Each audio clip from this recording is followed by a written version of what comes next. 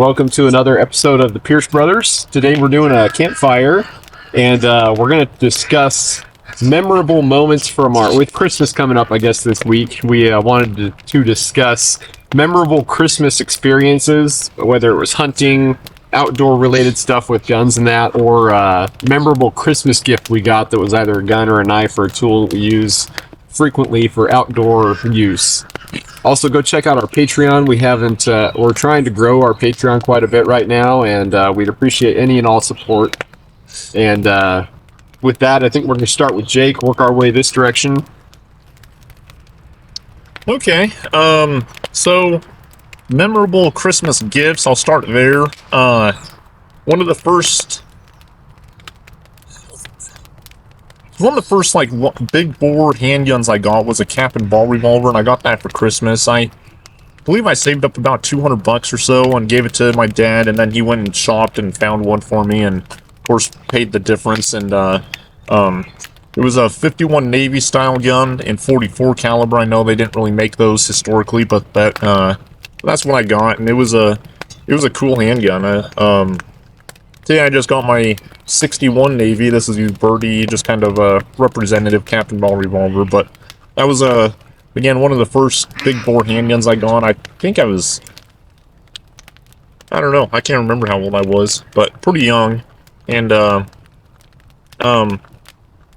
course I believe I had a 38 special by that point, an old Smith & Wesson military and police, and then yeah, so that was one of my first big bore single actions. So, and I know it was just a cap and ball revolver, so really not that big or that powerful, but for a young kid, that was it was pretty cool. On top of that, Jake was always into like old Civil War era stuff. Yeah, especially that era. Like I was, a lot of the movies we watched as kids, everything from like the old Davy Crockett Disney movie to The Patriot. I always wanted muzzle loaders, some type of muzzle loader, and I remember when I was John Wayne in the Alamo. Yeah. I remember like as a kid, I talked to Dad, asked to see if I could look at his muzzle loaders, and he had a couple of Hawken rifles. And as a kid, I didn't know the difference between what they would have been using in Davy Crockett's day versus the Revolutionary War versus the Mountain Men. So, but it was pretty cool looking at those, and yeah. So when I finally started getting interested in like learning what the particular guns were that were being used, of course I had to have a 51 Navy is what I wanted, kind of for the Civil War era, and yeah, so that's what I got. That was pretty cool. And then in terms of just like memorable Christmas vacation, so it was as kids, Joe Port and I, we had bows and arrows, and we'd build snowmen when it would snow, and we'd go out and target practice on those with our bows, and that was a lot of fun. Or the leftover pumpkins for pumpkins from Halloween. Sitting out there frozen. Practice shooting them. Yeah, we had bows and blowguns. Yeah. I remember one year for Christmas we all got blowguns, those cold steel 5-foot big bore blowguns. We got pretty deadly with those. Yeah, I mean, we can sit there and hit dead on, at 30, 40 yards with those. But yeah, that was me. We had to help Porter, because Porter was young enough when we got those. I remember that Porter couldn't blow hard enough to make it go. He was, I don't know, how old was he, like 5 or 6 maybe? And he was like as big of a lung full of air he could get, and the dart would kind of fall out.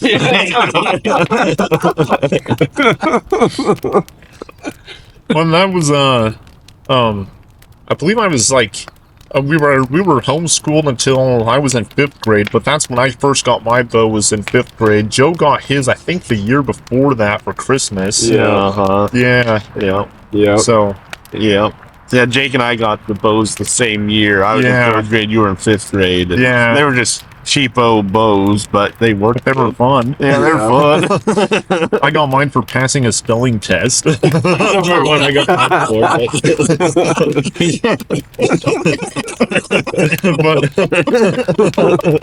But yeah, that was we killed I'm gonna hide. Yeah. Well, it's funny though, because I do the same thing with my son though, because if he gets 100% on his weekly spelling test, I give him $1. I'm only out about $2 now. I'm right halfway through the school year, so You're saving give the same. give him a chance to Try to make a some little money. bit of motivation to study harder. So.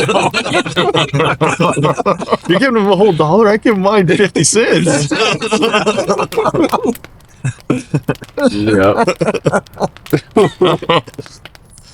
All right. Well, Well, I guess it's me now, but probably one of the more memorable Christmases for me was the Christmas of 2012. It was the first time that I was actually able to go coyote hunting with everyone, and we went up there. It was snowing. I remember it was like snowing a lot. There was like an inch or two of snow on the ground. We went up to the mountains where we filmed that one zombie shoot where the paddock. yeah, it was right up there. Line road. Uh-huh. But Right where yeah, I shot my very first deer. Yeah. Yeah. yeah. Which now we didn't get anything that time. I do remember that much, but it was still just fun to actually go up there and try to find something. Freeze to But death. Yeah, I Yep. remember sitting there and it was so freaking cold. Called in some deer. Yeah. oh yeah, I I remember think that that was the only thing deer. we saw was deer. Yeah. Yeah, coyotes weren't out very well. It was snowing like a son of a gun Uh-huh. that day, and the coyotes just weren't out very Yeah, I well. remember I just like got my overalls because we'd always feed cattle and stuff, and we'd get overalls just so we wouldn't get hay like all over our boots and clothes and stuff. And I was wearing those up there just like help keeping the warmth. I'm just like the whole time. That was a cold day. But yeah, then some of the like Christmas gifts that I've gotten and used a lot. Dad always gave me some of the Bowie knives. Old timer Bowie knives. That's it. But yeah, like anytime we go on a hike or something, I always have one of those in my backpack or something. But yeah, one of those useful things that I was given. So yeah. Yeah. All right. I guess it's my turn. I'll tell a couple of stories that I think you'll get a kick out of. One was right after Ruger came out with the stainless steel versions. Everything is stainless steel, seems like today, but right after Ruger started coming out with stainless steel single sixes and Blackhawks, I remember I was doing it on over them and thinking they were the coolest thing ever. And my brother and two sisters chipped in and bought me a 6.5-inch Blackhawk stainless, new model Blackhawk stainless 357. And now, funny part about this was we were living up, we were 20 miles out of the nearest town, middle of nowhere, kind of. We were on a ranch set kind of off by itself. There wasn't really any neighbors around that you could even see or anything, and the creek ran right through the middle of us, and I'd run a trap line up through there, and we got a ton of snow. We had like 2 or 3 feet of snow, and Dad was worried about getting snowed in and worried about, getting across the creeks we had to cross to get out of our place and so on. I'm like, why is that important, Dad?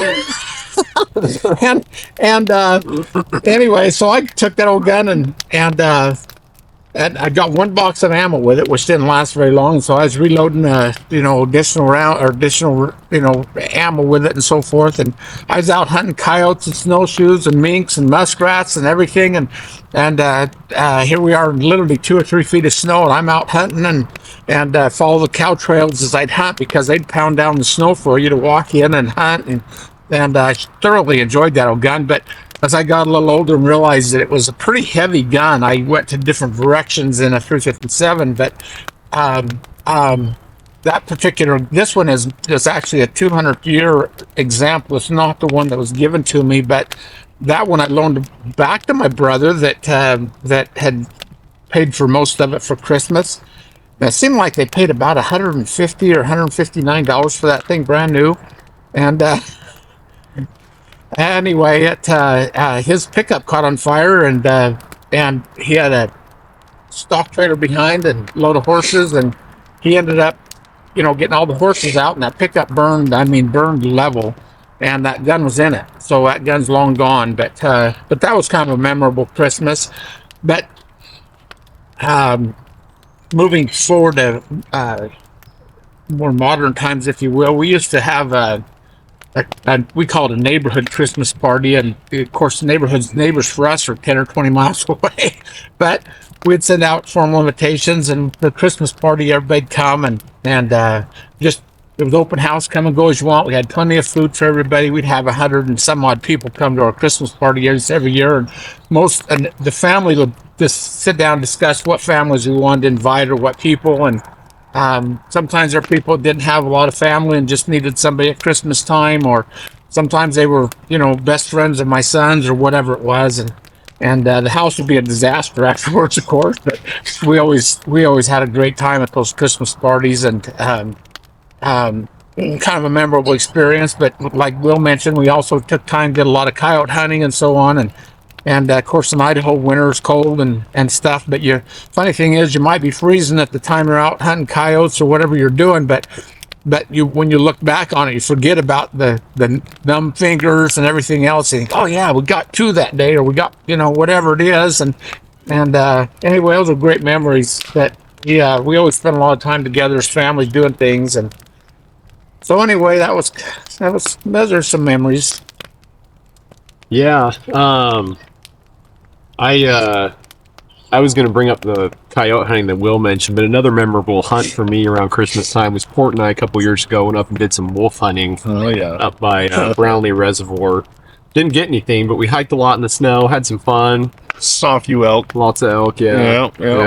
So, Driving my old beat up 4-wheeler up the side of the mountain. I didn't know if it was going to make it up or back. With me on the back, yeah. In the snow, too, yeah. Spinning out halfway up. We're going to have to do that again this year, maybe. Yeah. Hopefully it's a mild snow year, and so maybe we can go up and get something. Yeah. Well, and there's so many wolves these days in Idaho that, it's time to start thinning them out. So that's, but they're hard to get. They're definitely a sneaky creature. So, but that's kind of the Christmas time thing, is a lot of coyote hunting and a lot of wolf hunting. And growing up as well, I used to take my Winchester 94-22 during Christmas break, during school and that. We'd go out and hunt muskrats and things like that a lot. It's kind of the daily routine, get up and go out and walk the whole property and check for muskrats everywhere. And other small game, it's just kind of whatever we could get. But a really memorable Christmas gift I got when I was in my teens, I don't remember exactly what year, was my Cold Steel Trailmaster Bowie. That was probably the first really nice knife I got, and I've carried this in the hills and camping in that a lot. It's a great camp knife for cutting up firewood, chopping stuff up, and just a good workhorse for the hills and that. And I mean, that thing's been through a lot of use, and it's still, the blade is in great shape. No dings or dents or anything. Still razor sharp. I've used that probably more than any knife I own, and been a great tool. So. At one point, I think I sold it to Jake. And then Jake sold or traded it to Will. Yep. And then I bought it back to Will because I was like, who has my Trailmaster? I need that back. That's my knife. So, anyways, it's here to stay with me. So, yeah, you sold it to me when we were in college together. Yeah. And probably you I needed money for dates or something. Wow, what a mess. Yeah. Gas. Gas walking for around dates, money. yeah. Gator needs some walking around money. I remember one time in college, I was so broke because I going to college, paying for school, and then paying for gas and everything else. One week I had like $8 for groceries. So ramen noodles. I never bought. I made it all the way through college with no ramen noodles. I went to the store and I bought peanut butter, tortillas, and bananas. And I'd make these wraps. You put a banana with peanut butter in the tortilla and wrap it up. And that's what I lived on for a week. Because bananas are dirt cheap. You can buy a whole bunch of bananas for like $2, Yeah, so. My turn? Yep. Okay, well, I don't know. Usually Christmas vacation for me always involved hunting. I always shooting coyotes, always shooting muskrats, beavers, whatever else I could find. But it seemed like every Christmas I was always out shooting coyotes every day I could. Probably one of the more memorable Christmases was there was one year we just had like an influx of coyotes just everywhere. And I think in 1 week I shot like 16 coyotes leading up to Christmas, and then even past Christmas a little bit there. And Dad was with me one time when I shot one. I hit him at 650 yards with my 22-250, and he went down. And I was like, okay, good. You know, I pulled out the case and put it in my pocket, and then the coyote jumped back up and started running. And he ran to like 700 yards, and I'd hit him through the back end, like on the back hip, and you know, and so he was running pretty good on 3 legs, and Dad told me the range, and I shot him, and I hit him the second shot just fine. Then it just anchored him right there at 700 yards, and he was kind of on the run, you know, and I was like, well, that's probably one of the best coyote shots I've ever made, and that one was pretty memorable. But yeah, the Christmas Day, I always went out hunting every morning. First light, I was out shooting coyotes. That's where Joe and Will got those memories from. Is from me saying, "All right, let's go coyote hunting." Now I got to insert a minute. Porter's the funniest one about hunting because when he knows he's going hunting in the morning, he does not sleep at night. He just lays there. I don't sleep laying there checking his watch. I don't sleep. If I have in my mind I'm going hunting the next morning, even nowadays, I don't sleep. He's not sleeping, checking his phone every 5 minutes. I mean, I'd almost be ahead to just go up and just like hike up the side of the mountain and sleep on the mountain. Try to sleep in my bed because I don't sleep. Sleep on the mountain? You mean lay on the mountain? Yeah, just lay on the mountain and sit there, take a spotlight, you know. But yeah, that's always been my most memorable.